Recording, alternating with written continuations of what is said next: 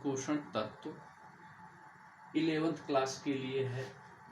अध्याय 1 वस्तु विनिमय प्रणाली। वस्तु विनिमय प्रणाली कक्षा 9-10 में जो कॉमर्स ऑप्शनल विषय में लिए हैं या लेके पढ़ चुके हैं उनके लिए बहुत आसान चैप्टर है, और जो बच्चे ऑप्शनल विषय में कॉमर्स नहीं लिए थे उनको थोड़ा सा इसके बारे में अध्ययन करने की आवश्यकता है। तो सबसे पहले हम ये जानेंगे कि वस्तु विनिमय प्रणाली क्या है। वस्तु विनिमय प्रणाली का मतलब ये होता है कि जब प्राचीन समय में मुद्रा प्रचलन में नहीं थे तो हर व्यक्ति अपनी आवश्यकताओं की पूर्ति के लिए वस्तुओं का आदान प्रदान वस्तुओं से ही करता था।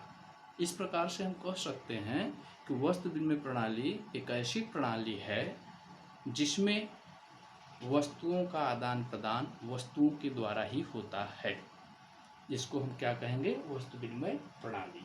इसके बाद विनिमय क्या है। विनिमय का अर्थ हम समझेंगे। विनिमय का मतलब ये होता है कम आवश्यक वस्तु से अधिक आवश्यक वस्तु के आदान प्रदान को हम विनिमय कहते हैं। कम आवश्यक वस्तु और अधिक आवश्यक वस्तु का मतलब यहाँ पर यह है कि जैसे प्राचीन समय में जब मुद्रा प्रचलन में नहीं थी तो हर आवश्यकताओं की पूर्ति व्यक्ति अपनी वस्तुओं के आदान प्रदान से ही करता था, तो व्यक्ति की हर आवश्यकता की पूर्ति नहीं हो पाती थी। तो ऐसी स्थिति में व्यक्ति उन्हीं आवश्यकताओं को सबसे पहले पूरा करता था जो ज़्यादा आवश्यक होता था। इसीलिए यहाँ विनिमय में कहा गया है कि कम आवश्यक वस्तु से अधिक आवश्यक वस्तु के आदान प्रदान को हम विनिमय कहते हैं। जैसे एक छात्र है, उसको भूख भी लगी है और उसको पढ़ने के लिए पुस्तक की भी आवश्यकता है, तो इन दोनों आवश्यकताओं में से सबसे ज़्यादा आवश्यकता उसकी महत्वपूर्ण है भूख का लगना। सबसे पहले वो अपने भूख को मिटाने का प्रयास करेगा, भूख के लिए भोजन की व्यवस्था करेगा। उसके बाद सहायक आवश्यकता उसकी पुस्तक होगी। उसके बाद विभिन्न विद्वानों ने वस्तु विनिमय प्रणाली को परिभाषित किया है, जिनमें से कुछ प्रमुख विद्वान हैं प्रोफेसर जेवंस। जेवंस कहते हैं अपेक्षाकृत कम आवश्यक वस्तु से अधिक आवश्यक वस्तु के आदान प्रदान को ही वस्तु विनिमय कहते हैं। जैसा कि अभी हमने पहले ही बताया विनिमय के अर्थ में, वही बात जो है जेवंस जी अपनी परिभाषा में बोल रहे हैं, कह रहे हैं। प्रोफेसर थॉमस के अनुसार एक वस्तु से दूसरी वस्तु के प्रत्यक्ष विनिमय को ही वस्तु विनिमय कहते हैं। अब प्रोफेसर थॉमस कह रहे हैं कि जब एक वस्तु से दूसरी वस्तु का आदान प्रदान होगा तभी हम उसको वस्तु विनिमय कहेंगे। जैसे दो व्यक्ति हैं राम और श्याम। दो व्यक्ति हैं राम और श्याम। राम के पास चावल है और श्याम के पास गेहूं है। अब श्याम को जो है चावल की आवश्यकता है, तो श्याम जो है अपनी वस्तु को दे करके राम की वस्तु को उसी अनुपात में ले लेगा। थॉमस के अनुसार परिभाषा में बताया गया है। उसके बाद वस्तु विनिमय प्रणाली की कठिनाइयाँ। जब वस्तुओं के द्वारा ही वस्तुओं का आदान प्रदान होता है तो अनेक समस्याएं सामने आती हैं, जिसमें प्रमुख समस्या है पहला दोहरे संयोग का अभाव। दोहरे संयोग का अभाव का मतलब यह है कि व्यक्ति को अपनी आवश्यकताओं की पूर्ति करने के लिए दो व्यक्तियों का एक स्थान पर मिलना समस्या होती है। हर व्यक्ति अपनी आवश्यकता की पूर्ति एक दूसरे व्यक्ति से करना चाहेगा तो उसको ऐसे व्यक्ति की खोज करना कठिन होता है कि वह अपनी वस्तु को दे करके उसकी वस्तु को ले सके। दूसरा होता है वस्तुओं की अविभाज्यता। कुछ वस्तुएं ऐसी होती हैं जिनका विभाजन कर दिया जाए तो उनकी उपयोगिता समाप्त हो जाती है। जैसे मान लीजिए मोहन है और सोहन, दो व्यक्ति हैं मोहन और सोहन। मोहन के पास एक गाय है और मोहन उसके बदले में गेहूं, चावल, दाल तीनों वस्तु चाहता है। अब यहाँ पे आदान प्रदान करना समस्या की बात होगी, क्योंकि मोहन को 3 वस्तुएं चाहिए और उसी गाय के बदले में। तो 3 वस्तुओं को लेने के लिए यदि वो गाय का विभाजन कर देता है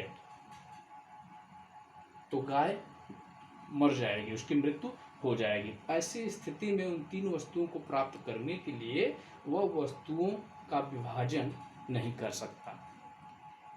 तीसरी कठिनाई आती है सर्वमान्य मूल्य मापक का अभाव। इसका मतलब ये होता है कि मुद्रा में लेन देन नहीं होता है, जिसके कारण अगर किसी व्यक्ति से कोई व्यक्ति वस्तु का आदान प्रदान कर लेता है तो भविष्य में या उसी समय वर्तमान समय में ही वो किस वस्तु के बदले कितनी वस्तु ले रहा है या दे रहा है उसका कोई मापन संभव नहीं हो पाता था, नाप तौल नहीं हो पाते थे।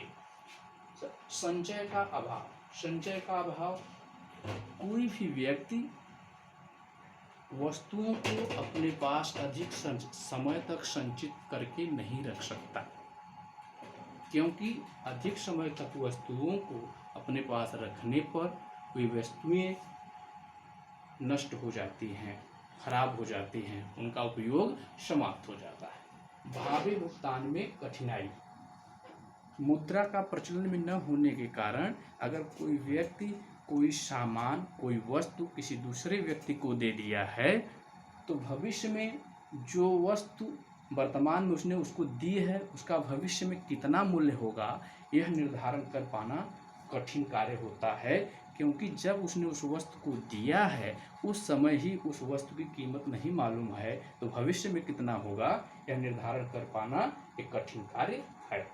मूल्य हस्तांतरण की कठिनाई, वस्तु विनिमय प्रणाली व्यवस्था चल रही है तो कोई भी व्यक्ति किसी एक स्थान पर अगर वो रह रहा है तो वह उस स्थान को अगर छोड़ करके किसी दूसरे स्थान पर जा करके रहना चाहता है, निवास करना चाहता है, तो उसको निश्चित रूप से अपनी जायदाद संपत्ति को एक स्थान से उस स्थान को छोड़ करके अपनी संपत्ति को उसी स्थान पर छोड़ कर दूसरे स्थान पर जा करके रहना पड़ता था, क्योंकि मुद्रा प्रचलन में नहीं है, वस्तुओं के द्वारा ही सब कार्य होना है। तो अपनी निजी प्रॉपर्टी को भी वो अपने साथ नहीं ले जा सकता, इस वजह से वह अपनी वस्तु को उसी स्थान पे छोड़ करके उसको जाना पड़ता था। जैसे कोई व्यक्ति अगर वाराणसी में रहता है तो जगह जमीन संपत्ति जो भी उसके पास प्रॉपर्टी है तो वह जहाँ भी लेके जाना चाहेगा तो वहाँ उसको छोड़कर ही जाना पड़ेगा।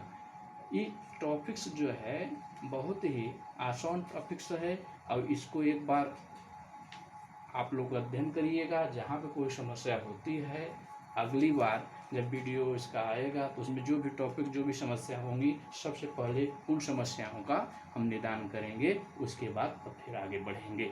आज के लिए इतना है।